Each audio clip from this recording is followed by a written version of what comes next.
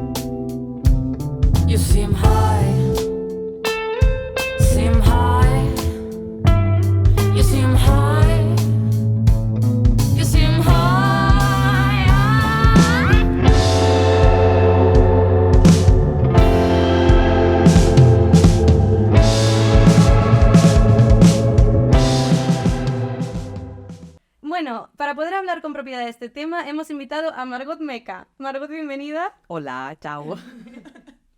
Ella es geógrafa, investigadora en ciencias sociales y actualmente y desde hace años se dedica al cine documental y a la programación de festivales de cine. Muchas gracias por invitarme. A ti por venir. Muchas gracias por venir, Margot. Bueno, empezamos. Y empezamos por el principio. Bueno, aparte de agradecerte haber accedido a venir a compartir este espacio, queríamos preguntarte, que es una cosa que llevamos ya haciendo, bueno, en los últimos episodios, ¿qué es para ti el espacio público desde tu perspectiva? Uy, qué preguntona. Pues el espacio público, lo voy a decir de una forma un poco ñoña, un poco romántica, es un poco el alma de una ciudad. O sea, es donde tienes el pulso de lo que pasa en una ciudad y un poco de la...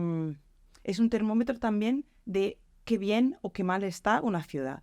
Y entonces creo que en el espacio público nos damos cuenta de cómo está funcionando. O sea, cómo la gente se lleva entre ellas, cómo las personas se sienten representadas en un lugar, cómo lo hacen propio, cómo lo viven y cómo lo territorializan cada día. Entonces, digamos que para mí es un poco el pulso de una ciudad. Qué bonito. Claro, porque en realidad se puede abordar la definición del espacio público como tal desde diferentes frentes. Este ha sido un frente muy romántico y personal y súper chulo, pero también podríamos decir que es, por ejemplo, un espacio de consumo. Claro. O sea, el espacio público en una ciudad tiene, o sea, y aquí hablo más como geógrafa, tiene muchas funciones, muchos usos. O sea, es sin duda un espacio que es altamente simbólico, porque es un espacio donde vamos inscribiendo significados y donde también el poder se manifiesta a través, bueno, los monumentos, a quienes están intituladas las plazas y las calles, o simplemente, digamos, los símbolos que vemos inscritos en el espacio. Pero también es un espacio económico, porque es un espacio que genera valor. Por ejemplo, lo hemos visto con dinámicas de gentrification, cómo a veces intervenciones sobre el espacio público revalorizan determinados barrios, determinadas calles, y entonces, bueno, afectan el valor de la propiedad inmobiliaria.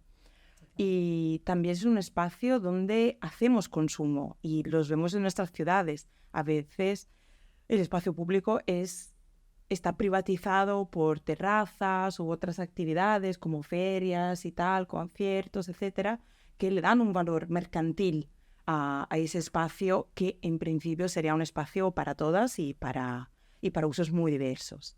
Y también yo creo que el espacio público tiene un valor social importantísimo.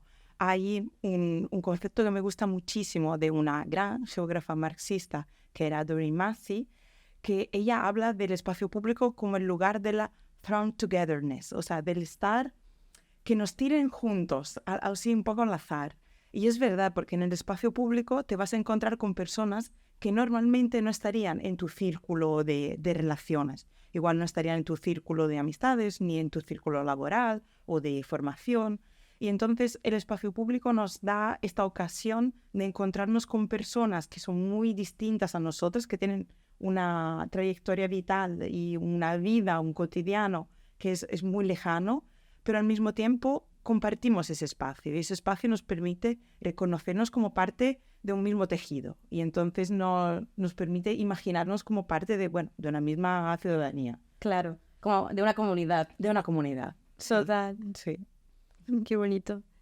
No sé, a mí me gustaría que comentáramos un poco el tema de lo normativo en el espacio público, como estas exigencias que no sé si vienen determinadas por instituciones locales o vienen dadas por la sociedad que habita una ciudad, como esta estigmatización de según qué persona, según qué colectivo, según qué estética tenga la ciudad.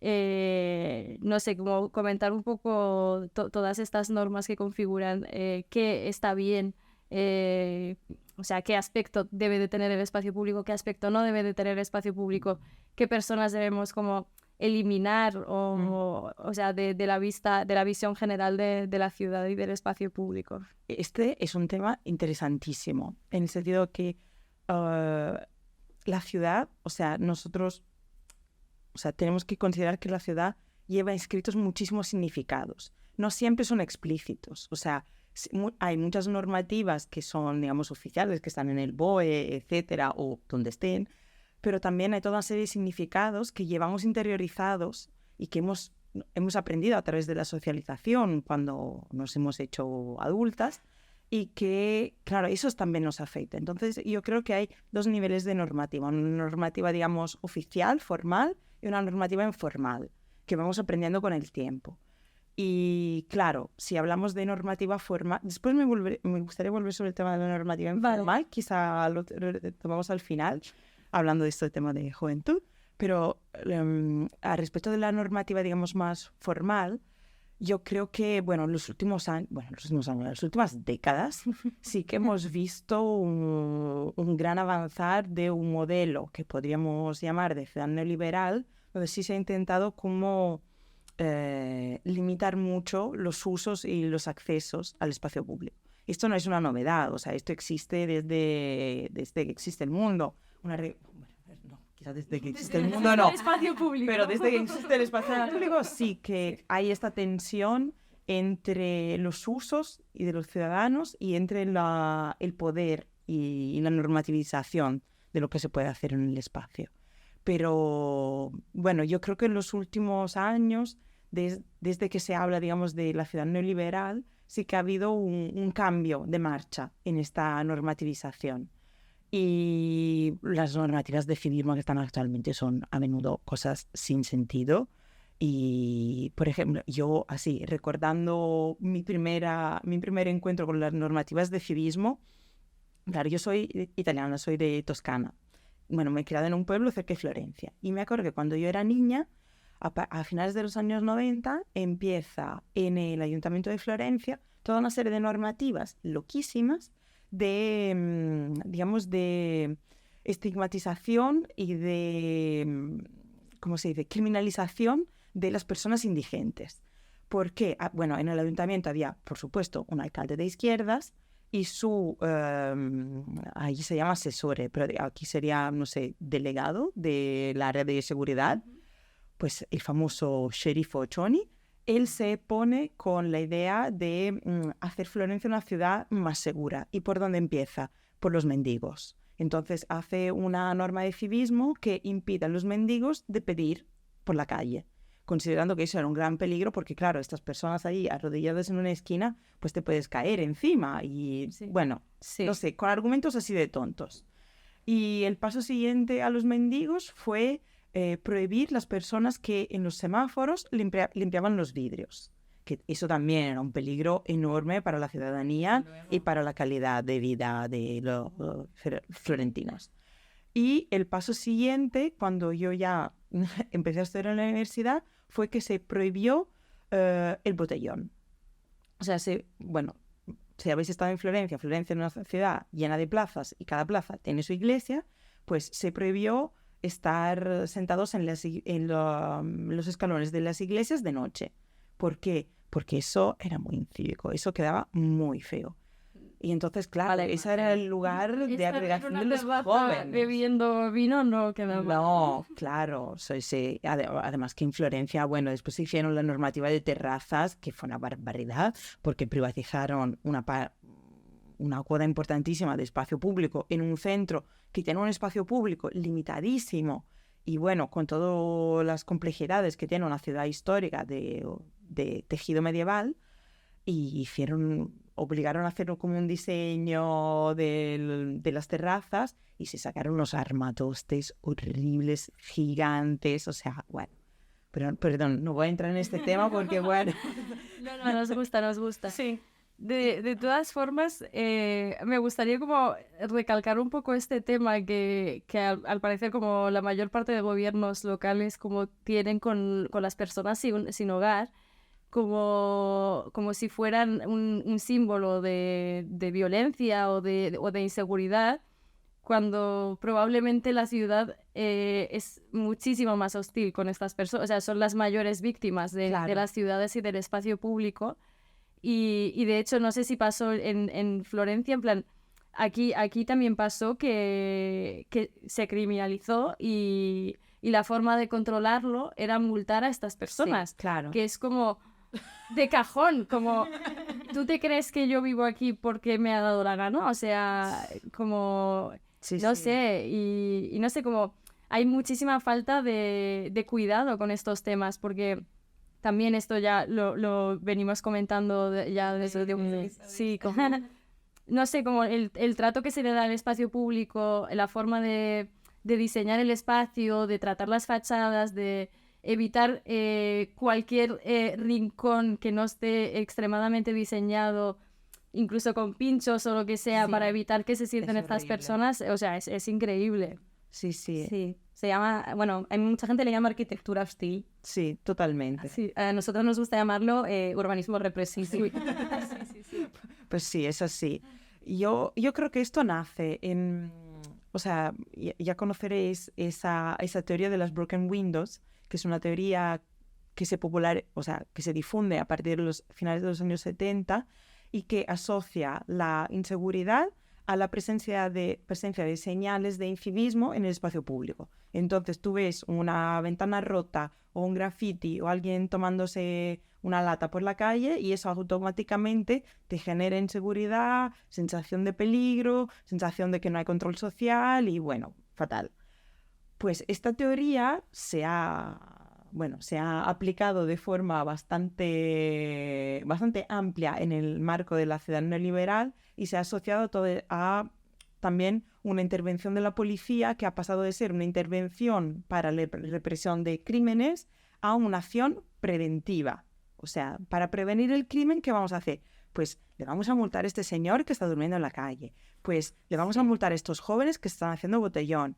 Pues le vamos a multar a esta persona que se prostituye por la calle. O sea, se ha pasado de lo que era el trabajo de la policía normal a un trabajo preventivo sobre los usos que están permitidos en la ciudad.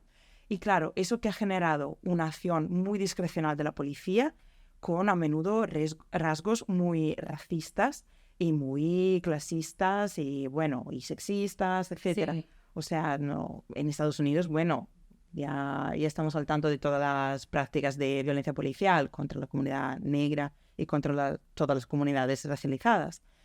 Pero lo vemos aquí también. Sí. O sea, hay una intervención muy bestia contra las personas que no entran en un canon de ciudadano respetable.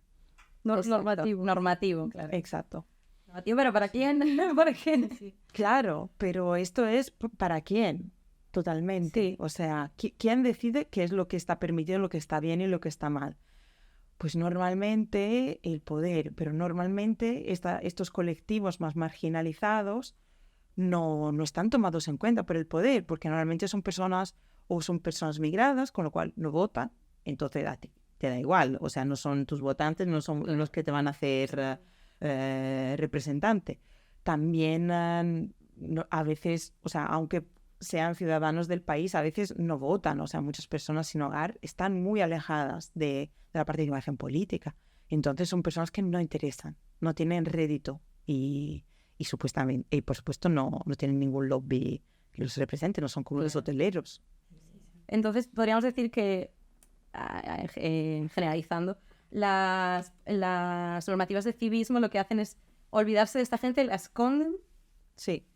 Como no interesan, ya no existen en esta ciudad, entonces ya no les dan oportunidad a convivir con el resto de ciudadanos normales. Claro, pero eso que genera que cada vez, o sea, si tú cada vez más excluyes esas personas del espacio público, cada vez más no estaremos acostumbrados a su presencia y a la convivencia con estas personas.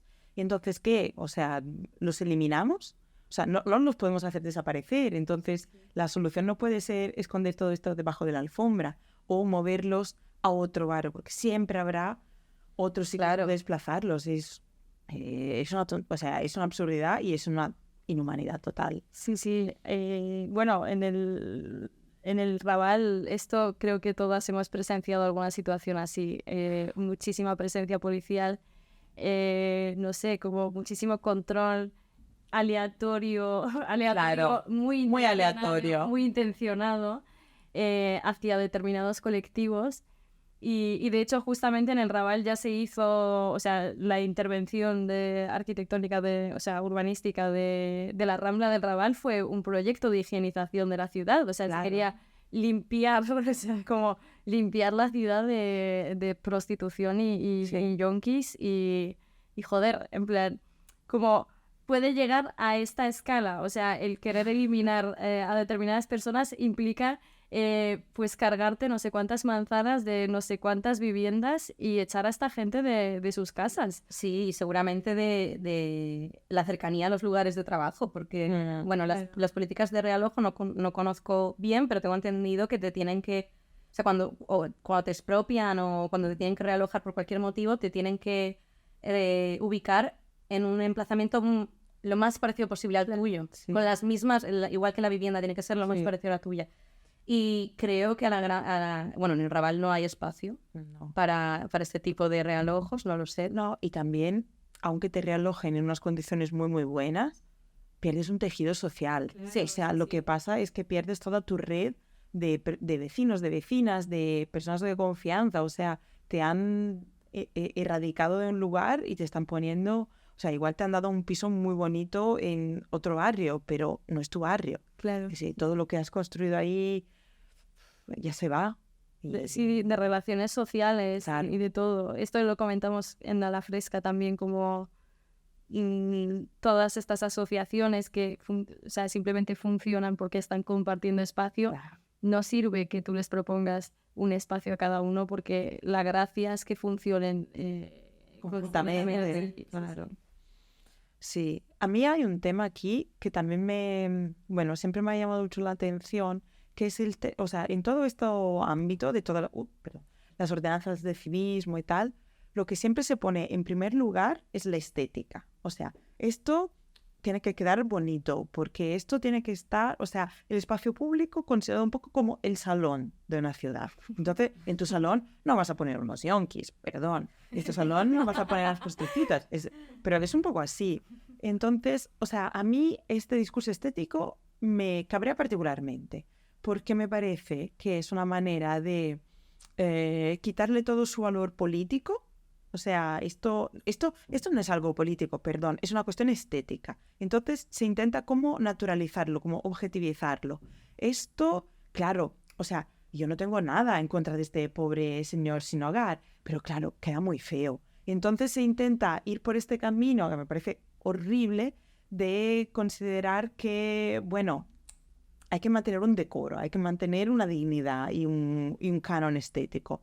Y si, bueno, y si no encaja el señor sin hogar, uff, qué pena. Pero sí, me da mucha rabia esto, usar el arma de la estética, que también forma parte de toda esta estrategia de marketing urbano que nos están vendiendo desde hace décadas de vender las ciudades. O sea, las ciudades se venden y venden su marca. Y su marca no contempla normalmente las personas no deseadas. Claro, además es como también... Bueno, yo entiendo que tengas que vender la ciudad, y sobre todo una ciudad como Barcelona, lo entiendo. Pero las personas que viven en ese barrio ya han convivido durante años con todo este tipo de diversidades sociales en el espacio público para que, o sea, en realidad no te están vendiendo a ti. O sea, a mí, por ejemplo, si ahora me cambian, me abren una avenida, una rambla en mi barrio, aparte de que va a cambiar también mucha población, a mí no me están vendiendo nada. O sea, me están vendiendo un espacio público, pero me están quitando también todo lo que decías antes, ¿no? Las relaciones que he hecho. Y es como también poner el foco. ¿A quién le estás vendiendo? ¿A quién le estás dando esa imagen? Porque no creo que se las estés dando a toda la comunidad. Sí. Claro. ¿Y qué vende? O sea, al final están vendiendo tu espacio. O sea, ese es tu espacio. Porque además es muy bonita esta comparación que has hecho con el salón, como el salón urbano. No sé, todas hemos compartido piso y, no sé, puede haber objetos que no son tuyos que se encuentran en el salón porque estás compartiendo piso. Pues si esto lo llevamos a escala macro, vivimos en una ciudad, en la ciudad vive mucha gente, muchísimos tipos de personas y está bien, o sea, alimentarse de esa diversidad porque si no, qué triste, ¿no? Como... No sé, toda esta peña que raja tanto de regímenes comunistas, pues, coño, no sé, ¿para qué queremos ser todas iguales, no? Pero sí, es muy fuerte esto porque muchas veces como te venden esto como mejoras urbanas para ti, pero que luego derivan en que te están echando del barrio y lo que están vendiendo es tu barrio, o sea, están vendiendo tu salón tu salón urbano. Y están vendiendo algo que tú has contribuido a hacer así. Claro, sí. O sea, bueno, esto, aquí entramos en el temón gentrification, y cómo se hace, o sea, de algo que se ha construido desde una comunidad, se mantiene solo la parte estética y se vacía de contenido y se vende a unos nuevos habitantes o a unos turistas, porque esto ahora es muy guay, pues totalmente. En esto a mí... Yo siempre evoco mi querido Lefebvre, cuando él habla del derecho a la ciudad, bueno, que después un concepto se ha superado mucho, se ha criticado mucho, pero sí que había un fondo que era muy interesante, de que era asociar el derecho a la ciudad, el derecho a decidir sobre la ciudad al hecho de habitarla. O sea, si tú habitas, decides.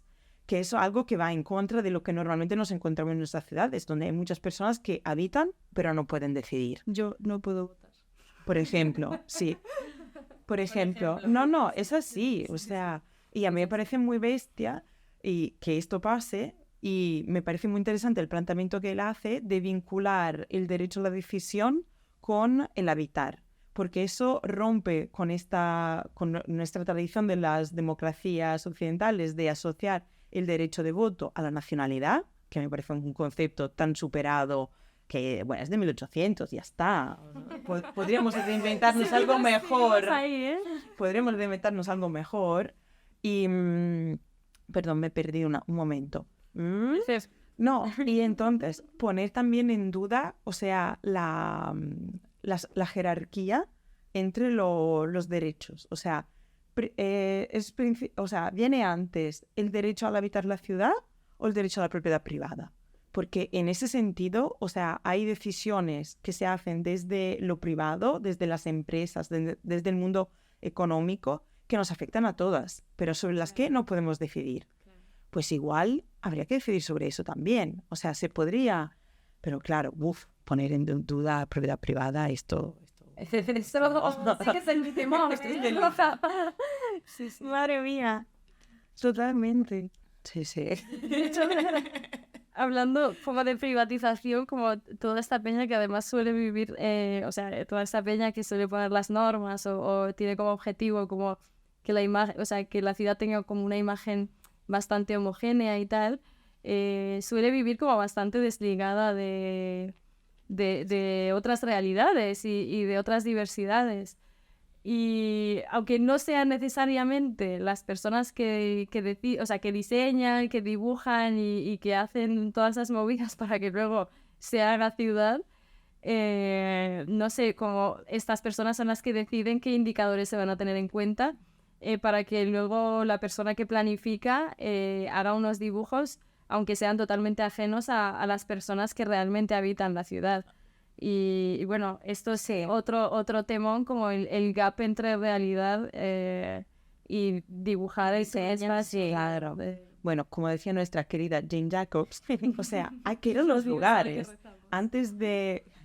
Santa Jane Jacobs. O sea, yo creo que la planificación no puede prescindir de un contacto muy cercano con lo que pasa en los lugares. O sea, si no llegas a entender una cierta intimidad de los lugares y de las personas que los habitan, ¿cómo vas a decidir sobre ellos? O sea, me parece un disparate total. O sea, no tiene ningún sentido desde una economía de recursos tampoco, porque posiblemente hagas algo que después a la gente no le sirve. Y esto lo vemos a menudo, de cosas que quedan muy bien en un render y que después en la vida cotidiana pues son inútiles. Como, sin ir más lejos, un banco que da a un container.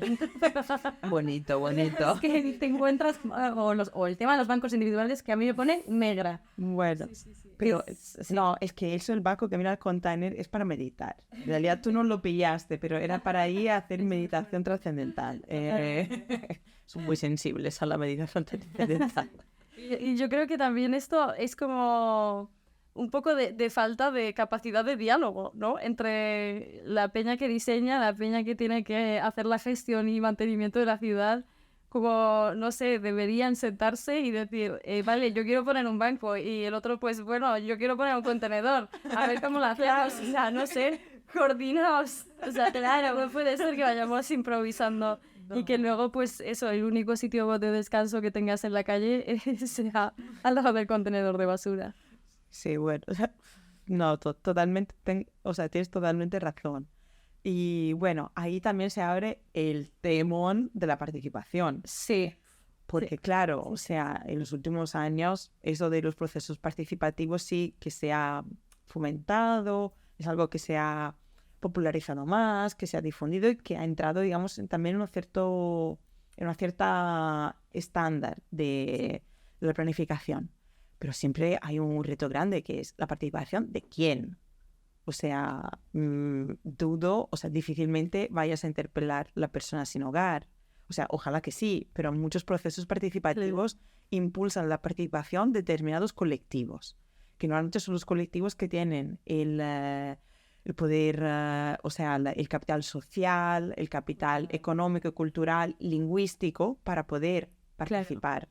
Entonces, y que tienen la disponibilidad de tiempo, simplemente. Entonces, que a menudo haces un proceso participativo y mucha gente mayor, que está todo bien con la gente mayor y que sea representada. Pero no puede ser la única, claro. No puede ser la única voz. Y esto, o sea, yo creo que, o sea, no pasa solo, pero no, hacer las cosas bien no pasa solo por organizar estos procesos participativos, sino hacerlos atractivos para todas las personas que habitan un barrio. No puede ser que toda la población migrante no se sienta atraída porque no se siente escuchada en general, entonces igual no se siente atraída aunque haya esta oferta de espacio participativo, no se siente con la seguridad o con la atracción de voy a ir a este sitio a expresarme, o las personas sin hogar, es como, pues si, o sea, me estáis echando de la misma calle, ¿cómo me voy a sentir yo atraído por ir a participar en un proceso abierto de...? Totalmente. O sea, yo creo que la participación, o sea, si tú quieres hacer un proceso participativo, que me parece genial, pues en realidad tienes que ir a buscar activamente a las personas, poner una pancarta en la calle diciendo, oye, ¿sabes que mañana hay proceso participativo? Sí, pero bueno, o sea, creo que se trata de una búsqueda activa y de intentar ir más allá de las asociaciones que ya existen, porque esas personas que ya están en un tejido asociativo están muy bien involucrarlas, pero no solo ellas, porque ellas ya tienen su propia fuerza. Ya tienen su propia fuerza, ya tienen su costumbre a participar y a hacerse oír. Pues tienes que ir a buscar las personas que normalmente, pues no se sienten legitimadas o interpeladas en este tipo de conversación. Total. Como ejemplo de, bueno, un tipo de proceso participativo podría ser también, que lo mirábamos el otro día, un diseño participativo en el que tú dices, vale, prueba y error, proceso participativo experimental, que vengan todas las personas que suelen utilizar este espacio, de todos los colectivos diversos, y que se pasen un día, mientras nosotros observamos, haciendo sus dinámicas aquí. A ver, y que luego nos informen, pues yo aquí he estado muy cómoda porque había un banco, pero no he podido estar con mis hijos porque solo había un banco. Sí. Por ejemplo, sí. Un banco. Un banco, claro, muy alejado de todos los otros bancos, porque no... Claro. Banco COVID. Porque tengo que poner un banco, pero no quiero que haya mucha gente sentada en el banco, porque eso ya da mala imagen, depende de qué gente.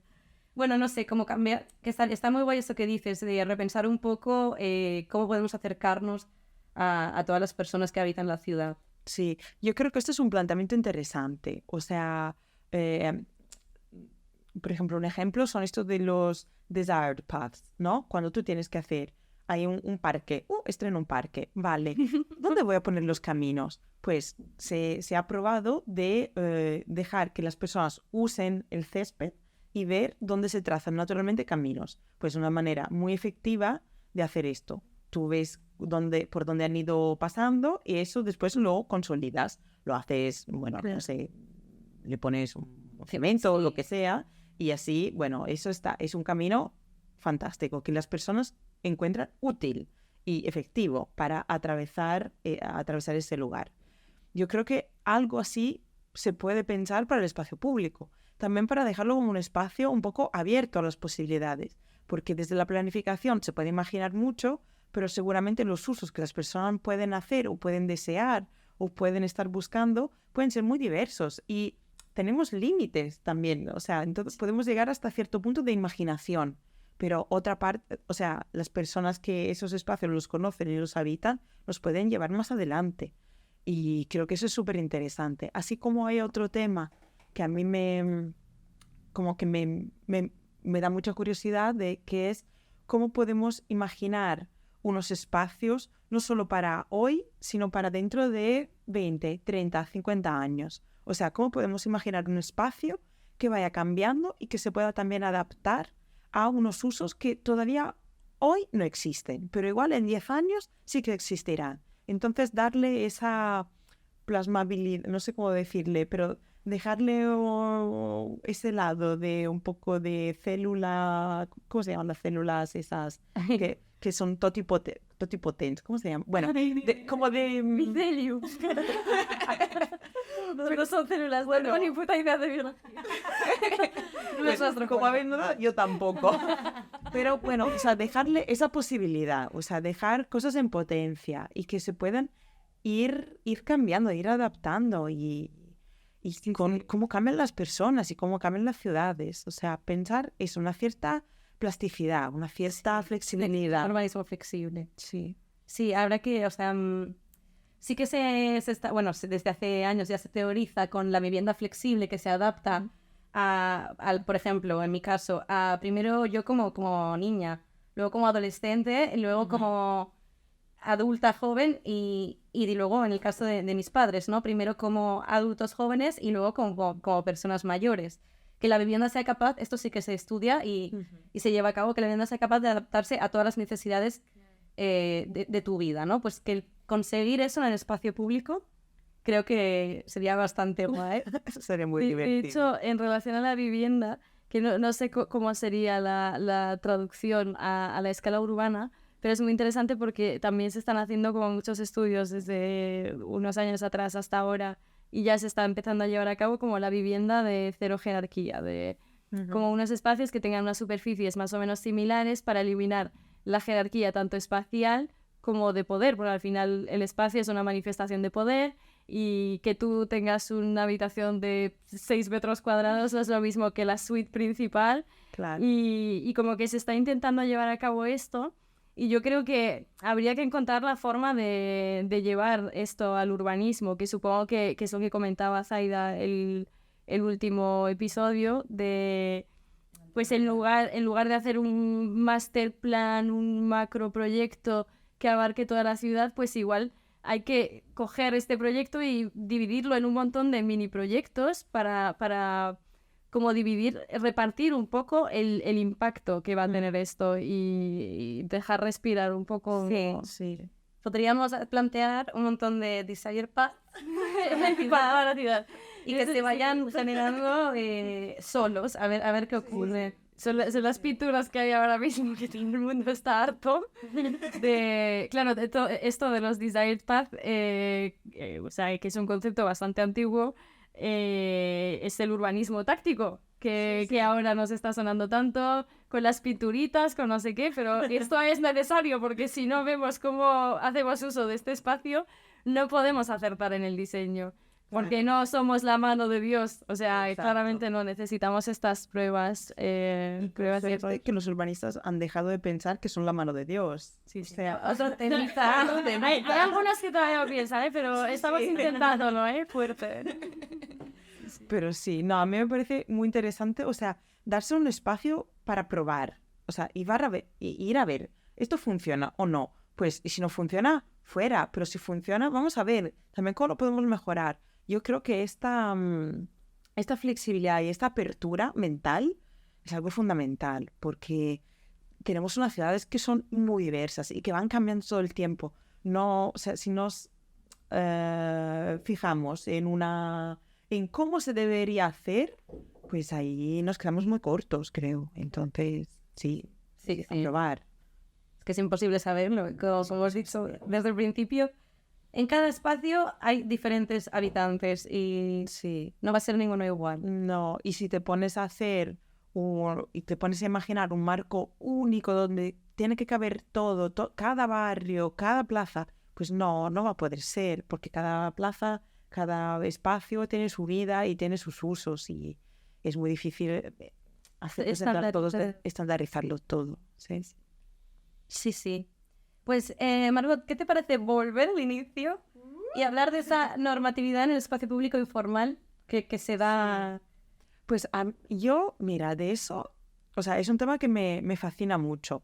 Y, por ejemplo, eso sí que se ha tratado mucho desde la geografía feminista, para hablar de, bueno, un poco del espacio heteropatriarcal y de cómo, bueno, las personas viven e incorporan los valores que ese espacio tiene adentro suyo.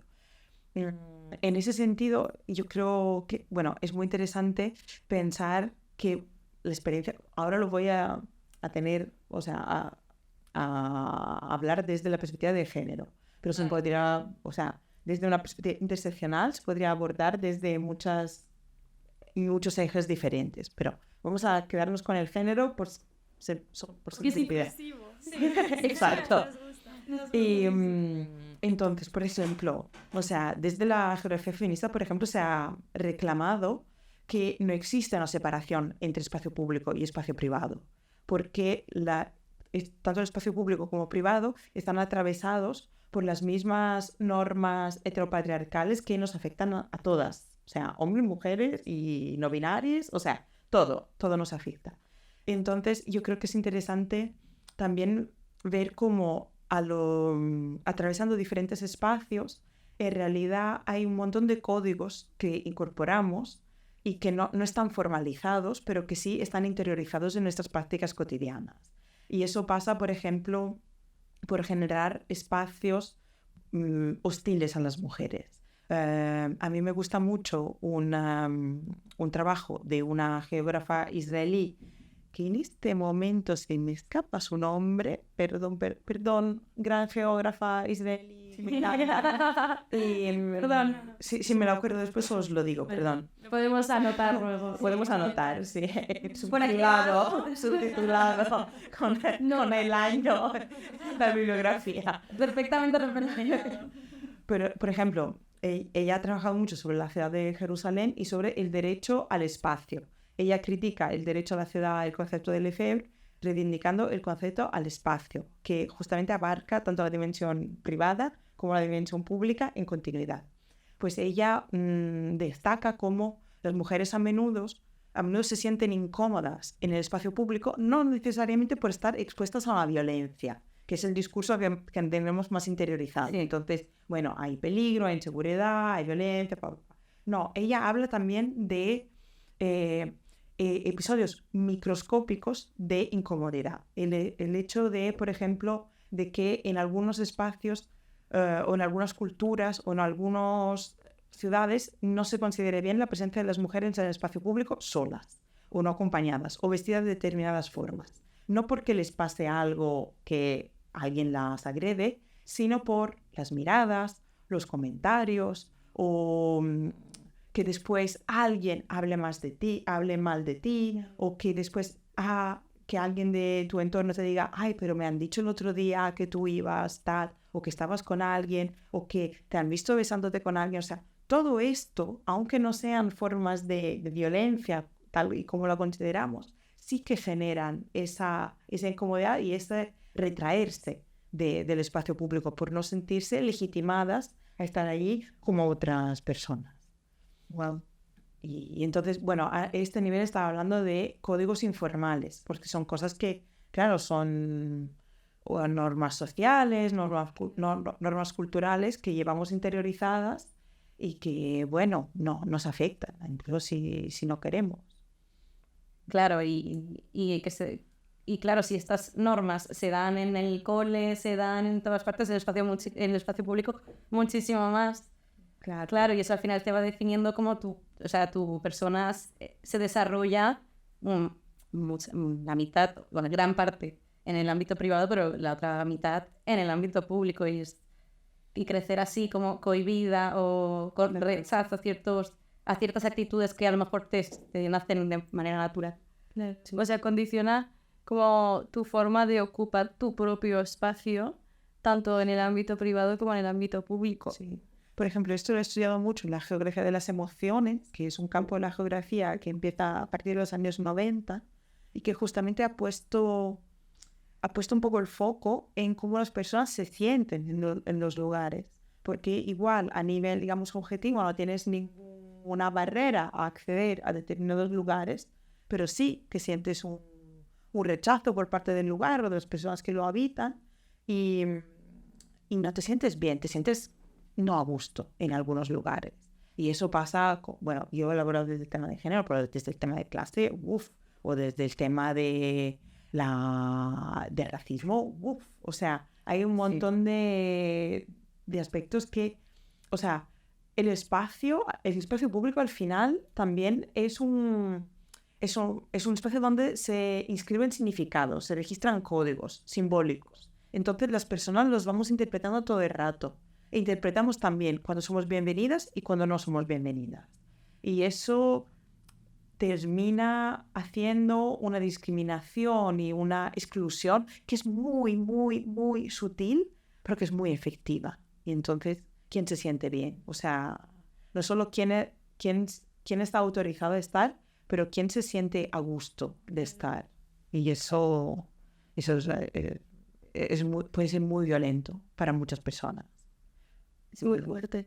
O sea, me parece como súper interesante que nosotras como que siempre intentamos hablar como de espacios seguros, espacios inclusivos y tal, como, mira, o sea, desde la arquitectura y desde el diseño y tal, aun siendo conscientes de que no todo lo podemos abarcar desde el diseño, pero me parece como muy fuerte como esta visión de la percepción de la seguridad como algo que se construye ya no solo a nivel espacial, sino como todos los discursos que se te han quedado grabados a fuego porque igual no has sufrido una agresión, pero conoces tantas historias, te han educado constantemente que no puedes salir por la noche a partir de tal hora vestida no sé cómo, no sé cuánto, y es como que recibes tantos inputs negativos que ya, aunque tú no hayas experimentado eso en tu propia piel como hecho, pero el simple hecho como de recibir como toda esa información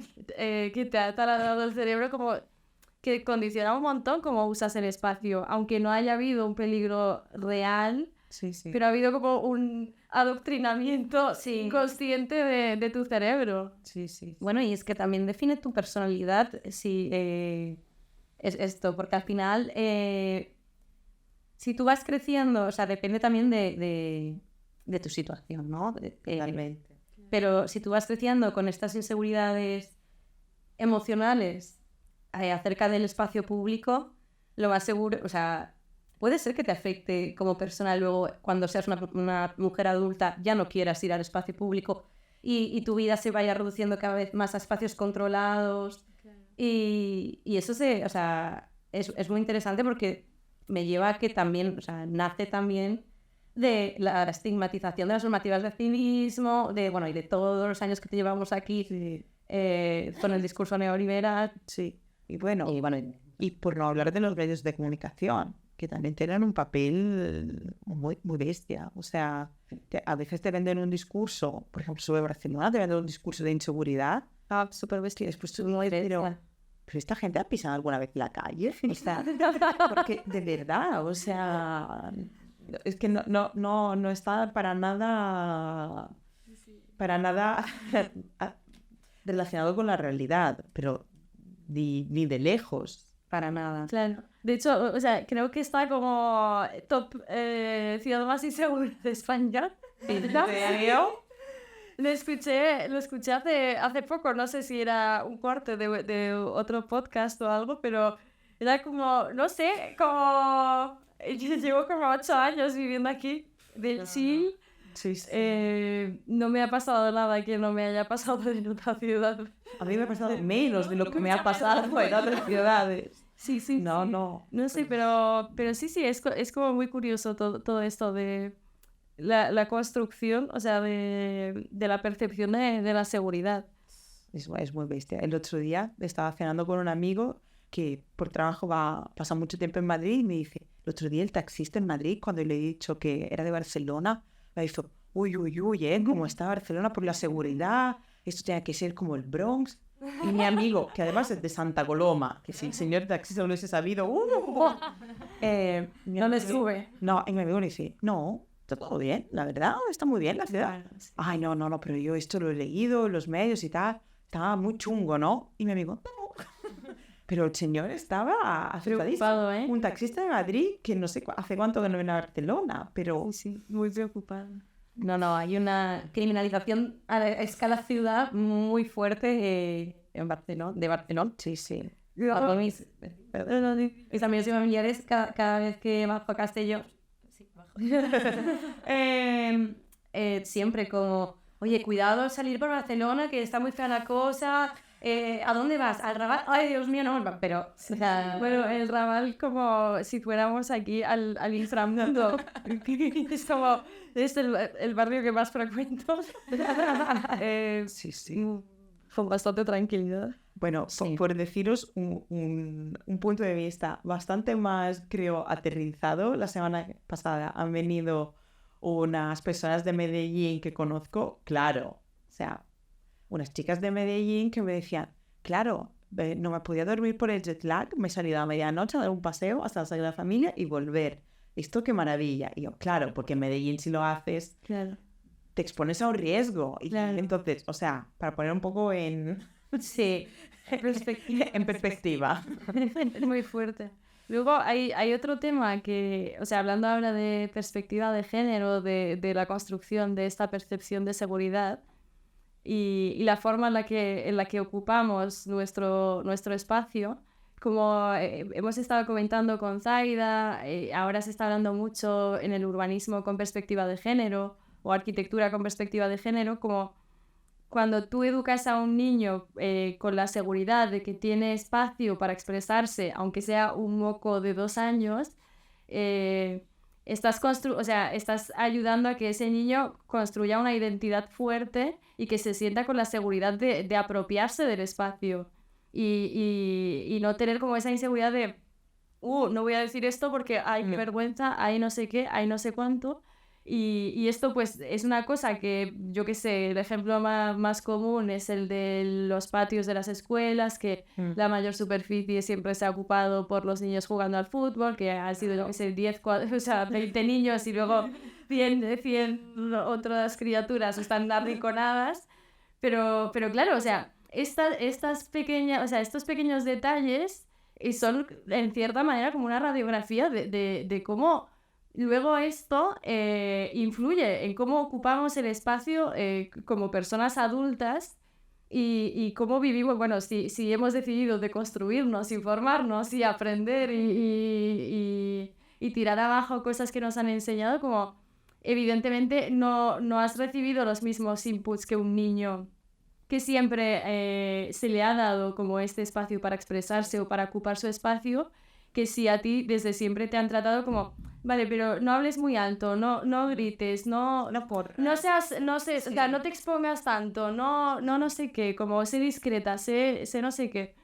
Entonces, esto como me hace pensar como, joder, ya no solo a nivel espacial, sino que al final todo construye nuestra identidad y nuestra forma de expresarnos en el mundo. Totalmente, totalmente. Y yo tengo pendiente hace mucho intentar escribir algo de esto, no lo voy a conseguir, no me gusta, pero sí que me parece muy interesante, o sea, aproximarse al derecho a la ciudad o al derecho al espacio desde la juventud. Porque, o sea, bueno, yo en mi recorrido sobre todo he trabajado con personas adolescentes, pero sí que me ha llamado mucho la atención cómo a veces en su relación con el espacio público estaban muy afectadas, en particular las chicas, por haber tenido experiencias de acoso en la calle. Y entonces, ¿eso qué te genera? Una cierta inseguridad, un cierto estrés, que intentas no ir sola, que intentas controlar muy bien los horarios, bueno, como hacemos un poco todas, en realidad. Pero eso, o sea, si pensamos que la ciudadanía y la pertenencia y la apropiación de la ciudad, el derecho a la ciudad, se construye a través de la práctica cotidiana, de la apropiación de los espacios de todos los días, de esta territorialización continua que hacemos a través de la práctica del espacio público, pues si desde una temprana edad tenemos esas experiencias que nos echan un poco para atrás, ¿cómo vamos construyendo nuestro derecho a la ciudad? Claro, o sea, a mí es algo que me interpela mucho de o sea, qué tipo de comunidad estamos construyendo si algunas personas se sienten mal. Y esto con temas de género, pero con temas de racismo igual, de clasismo igual. O sea, un poco a lo que volvíamos antes, ¿no? Estas normas informales que te van afectando y te van, digamos, van mermando tu relación con el lugar, que al final es una relación de pertenencia, que es una relación muy bonita y muy importante. Y creo que en la juventud la vemos ahí generándose y llama la atención ver. Claro. Y también, volviendo a lo de antes, tampoco interesa ver a la juventud en la calle. No, para nada. O sea, la juventud forma parte de esos colectivos indeseados totales. También porque la juventud a menudo no consuma. Entonces no son consumidores, no son personas que van adquiriendo servicios, normalmente tienen un limitado poder adquisitivo, con lo cual no se van a sentar en una terraza de un bar a gastarse 20 pavos para tomarse unas cervezas o unas tapas. Entonces la juventud siempre está en esta lógica del broken windows. La juventud es un colectivo totalmente indeseado, porque pues están por la calle, hacen mucha vida de calle, porque tampoco tienen un espacio en sus casas donde puedan estar cómodas con sus amigos, con sus amigas, con sus churris para poder hablar. Entonces tienen que estar en la calle. Pero claro, esto de hacer botellón o de pasar el tiempo escuchar música y tal, es totalmente demonizado. Y al punto que, bueno, hay esta cosa muy perversa, sobre todo en el mundo anglosajón, de poner unos emisores de frecuencias, que son unas frecuencias que solo las pueden escuchar personas de menos que de 18, porque las personas más mayores ya perdemos esa frecuencia. Y entonces hacen este pitido que solo molesta a algunos y que, claro, te hace súper incómodo estar en el espacio y pues te piras. O sea, te están echando literalmente. O sea, es muy fuerte. Pero de una forma muy sutil. Más pésimo que Muy sutil. Un poco maquiavélico. Sí, casi como Black Mirror, ¿no? Que te hacen pensar que te estás volviendo loca y que te tienes que quedar aquí con el piti. Y tú lo oyes, ¿no? Claro, yo tengo 20. A mí ya me aceptan. Sí. Eso es muy fuerte. Pero sí, y sobre todo contando que el espacio público para la juventud tiene un papel fundamental. O sea, esto que estaba diciendo antes, ¿no? De no tener alternativas, porque no tienes un espacio privado que puedas controlar y donde puedas hacer parte de tu vida, como hacemos las personas adultas, que, mira, ¿sabes que quiero ver a una amiga? No me puedo permitir ir a un bar, pues te invito a mi casa y nos tomamos unas cañas en casa. Pues no lo puedes hacer normalmente, no tienes control sobre tu espacio privado, lo tienes que compartir con otras personas, no siempre tienes una habitación para ti misma, entonces, bueno, son muchas cosas. Y entonces el espacio público tiene un papel fundamental, también porque es un espacio donde te vas, o sea, en una época de tu vida donde te vas construyendo como persona, no te construye muy dura, o sea, y donde vas descubriendo tu cuerpo, tu manera de ser, tus gustos, tu identidad, O sea, tú no lo puedes hacer solo en tu casa. O sea, seguramente lo harás también solo en tu casa, pero también lo tienes que hacer socialmente con las demás personas, porque no te vas construyendo como individuo en una sociedad. Entonces tienes que mostrarte, tienes que relacionarte con los demás, porque si no, eso, o sea... Son issues en el futuro. Sí, exacto. Sí, exacto. Sí. Entonces estás desarrollando esa competencia socioespacial para ser ciudadana adulta. Entonces, que pasa por muchas cosas, tanto por orientarse en el espacio, tenerlo controlado. Tener controlado el espacio y saberse mover bien también está muy asociado a la seguridad, porque tú te sientes seguras en un espacio donde sabes dónde estás yendo. Sabes que pasando por esta calle, voy a pasar por la otra que está más iluminada, más gente. O sea, esto nos da mucha confianza a la hora de movernos en el espacio público. Y también te estás socializando a las formas de estar en el espacio público. Cómo te relacionas con las demás personas, con los desconocidos. O sea, cómo lees y cómo interpretas el comportamiento de las demás personas. Entonces sí, o sea, es tanto más fundamental, si eres joven, estar en el espacio público, hacer lo tuyo y conseguir ese sentido de pertenencia. Y bueno, o sea, yo me acuerdo, ahora ya está muy obsoleta, que ha pasado mucho tiempo, pero en el desconfinamiento sí, que hubo una cantidad de botellones de gente adolescente ya tirando casi para los 18. Adolescentes de 28. No mayores. Que eso fue demonizado en todos los medios. Fue horrible. Sí. Fue horrible. Yo vivo aquí en la Plaza Joanic. La Plaza Joanic, antes de la pandemia, era el sitio más aburrido del mundo. Había un par de bares así, pero a partir de la medianoche así, bueno, a partir del desconfinamiento se volvió en Gracia el lugar donde salir lo más. Y se volvió también el lugar donde a las 11 de la noche llegaba la patrulla de los Mossos y se ponían ahí y ya no. O sea, pero ¿para qué? O sea, entiendo el tema de la convivencia con los vecinos y las vecinas. También soy vecina. Entonces, o sea, eso lo entiendo. Pero de verdad, o sea, con la policía, o sea, igual se puede hacer de otra forma.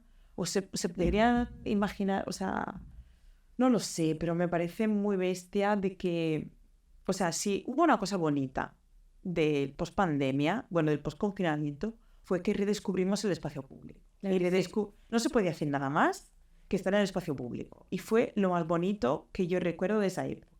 Disfrutar de la ciudad, disfrutar de ir a darte un paseo, de una avenida, de un parque, de un mirador, o sea, eso fue genial. Y también redescubrir un espacio público fuera del consumo, porque no se podía consumir. Y era maravilloso esta liberación del consumo y del estar en el espacio para encontrarte y tal. Pues eso quizá habría que de alguna forma alimentarlo y fomentarlo, porque es muy bonito poder estar en el espacio público sin tener que tomar algo en una terraza. Sí. Es que lo tenemos integrado ya. Sí. O sea, ya cuando quedamos, bueno, también es que si lo hacemos fuera de una terraza, nos multan. Claro, sí. Pero sí. Digamos que nos volvimos todos como adolescentes, ¿no? Al desconfinamiento. Empezamos a usar el espacio público yo que sé, nos bajamos, yo me acuerdo, yo me bajé una pelota a la calle. O sea, Claro, pero yo hacía que en los parques todo el tiempo. Sí, así, ay, quedamos en tal sitio y llevamos unas latas y un poco de tortilla. súper chulo y claro, o sea, hizo falta estar totalmente confinados en casa, con nuestros derechos coartados, la libertad ahí como para... Los bares cerrados. Y los bares cerrados. Los bares cerrados. Y los bares Eso fue fundamental. Sí. Pero Sí. Pero la vida siguió. O sea, quiero decir, y quedamos igual. hay vida más allá de los bares. O sea, nos me encantan los bares, ¿eh? Pero ya que no sea una cosa exclusiva, como, joder, hay otros tipos de ocio, de uso del espacio que no tiene por qué ir ligado a consumir según lo normativo. Totalmente. Es muy liberador esto. Sí. Sí. Además creo que justamente, o sea, iba ligado, o sea, como de la mano de un momento en que descubrimos Barcelona sin turistas. Por primera vez, o sea, los turistas éramos nosotros, en plan, era súper divertido, como no sé, pasear por la Rambla como, wow, o sea, esto estaba aquí. Yo me iba cada semana a tomar un café en la Plaza Real. Me encantaba. A leer un libro y con calma, claro. Jugando. Maravilloso. Vacía la plaza. Buah, el Caratuel fue redescubrimiento. El Parkway. Maravilloso. Hicimos, o sea, tuvimos como esta mirada consciente de pasear con calma, que es normalmente lo que hacemos cuando vamos a otros sitios. Sí. Lo hicimos de repente en nuestra ciudad y yo creo que joder, que no se nos olvide. Que no se nos olvide, no.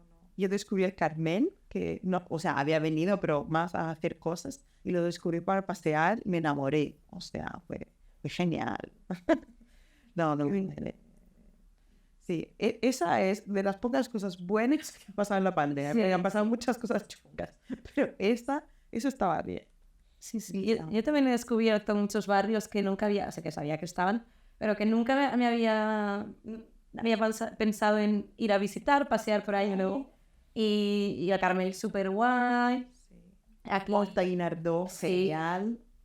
el Parque de la Creueta del COVID, que no descubrimos apenas, que se me hizo de una piscina pública. Bueno, Maravilla. sí. Sí. No, eso está muy bien. O sea, eso... Y a ver, o sea, ahora aquí no para ponerme... O sea, yo estoy muy encariñada con Barcelona. Pero en Barcelona tenemos mucha suerte, o sea, de tener un espacio público. Tienen mucho espacio público y no siempre es así. O sea, yo, por ejemplo, viniendo de Florencia, uy. O sea, tenías que luchar para cada metro cuadrado directamente. No había bancos. O sea, entonces, o sea, también le podemos apreciar un poco. Sí. Y sin irse tan lejos, Hospitalet, que está haciendo frontera con Barcelona, que no tienen... Claro. Collblanc no tiene espacio público, prácticamente lo están ahí echando. Están luchando, están construyendo cosas, pero... Sí. Hombre, es la ciudad más densa de Europa. Sí. Es muy fuerte. Es así. Bueno, nuestro consejo de cada episodio, organícense. Si queréis algo, juntaos con los amigos. Ir a hacer botellón. Y ahora nos vienen a multar por incitación al incivismo. Podrían hacerlo. No, pero nosotros no. Espero que no. No, pondremos un pitido. No estamos diciendo que es lo que tiene que consumir, solo hacer uso del espacio público que es de todas y de todos. Y pasártelo bien en el espacio público, irse a un parque es maravilloso. Y, bueno, tengo un poco de tiempo libre, pero cuando tengo tiempo libre me encanta. O sea... Nosotras, de hecho, hace poco, hace un año creo, o dos. Yo vivo en una calle que la cortan y de hecho varios colegas vivimos en la misma calle que cortan los fines de semana y era el cumpleaños de un colega y hicimos picnic en la calle. Fue precioso. O sea, bajamos unas alfombritas, unas mesitas, no sé qué y... Pancarta. Sí, una pancarta... Papel, como papel film. alrededor de 2 árboles, puede ser. Sí. Y pusieron un graffiti o algo así. Chuso. Sí. Y para mucho. celebrar el cumpleaños, bueno, pues en tu calle, pues no sé, a la fresca, como bajando tus sillas, tus movidas y ya que es una calle que se corta y justamente se llena de terrazas para consumir, pues ¿por qué no bajar tú con tu silla y tomarte algo con los colegas? Sí, no, me parece genial. Hay que volver a hacerlo, porque si la última vez fue hace un año, estoy lista para acá. Pues invitadme a la próxima. Vale, claro que sí. No, pero está genial. A mí, por ejemplo, bueno, pero esto ya estoy entrando en la anécdota. El primer año, o sea, yo desde que estoy aquí vivo en Gracia. Y el primer año que hubo foguerons de Sant Antoni, claro, yo me quedé flipada de toda esta gente que se ponía con 4 ladrillos, ponía así el carbón, hacía barbacoa por la calle y todos a comer ahí. Me pareció lo más. Súper de verdad. O sea, esto es muy bonito. Y, o sea, yo creo que estamos en una ciudad donde esto hay. Sí, tenemos suerte. Tenemos suerte de que siempre haya movidas, pero que sean la norma. Queremos que sea la norma, que no sea excepción. De ahora toca tal barrio, ahora toca el otro. Nos encantan las fiestas de barrio, a tope, pero queremos que sea la norma. Usar el espacio público. Me gusta. Zulán. Y Margot, nosotras queríamos hacerte una última pregunta. Muy bien. ¿Nos podrías explicar en qué consiste la disciplina de la geografía? Uy. Que no geología. Que no geología. Y perdón, que yo soy geógrafa social. No soy geógrafa física, de hecho, sé muy poco de ríos, montañas y valles. Pues la geografía, lo que estudia, bueno, la geografía humana, lo que estudia es la relación de las personas con los lugares.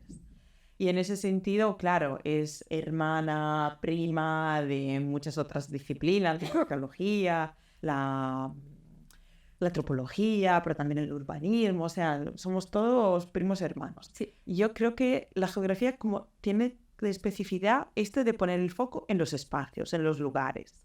Y creo que eso es muy bonito porque ha desarrollado muchas herramientas para aproximarse a esta dimensión de lo espacial y ponerle en primer lugar, junto con un montón de otras aproximaciones que son complementarias desde lo social, desde lo histórico, desde lo económico, desde lo político, pero digamos, centrarse en la dimensión del espacio, que yo creo que es algo además que es muy común a todas y es algo muy de lo cotidiano.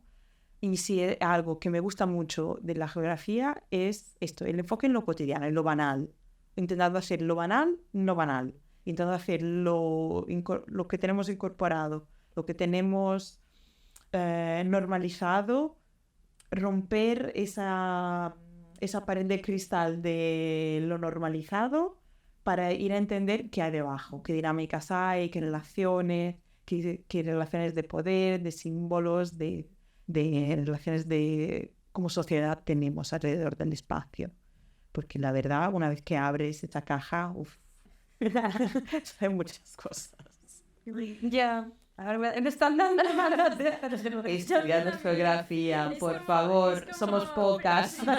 Pues yo lo descarto, pero necesito un parón antes de tomar impulso. Pero hay que mejorar esta relación familiar de primas hermanas. Somos muy olvidadas, las geógrafas y geógrafas. Nos tienen como las primas un poco raras, pero seguro somos personas de bien y muy majas. Y aquí apostamos por nosotros.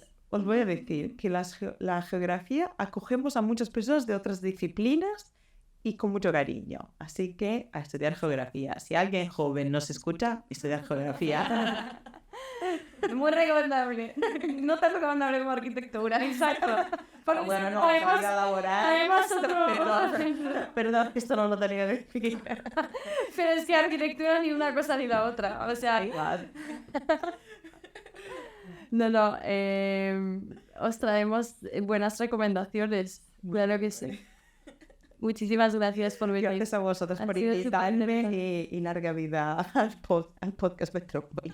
Muy divertido.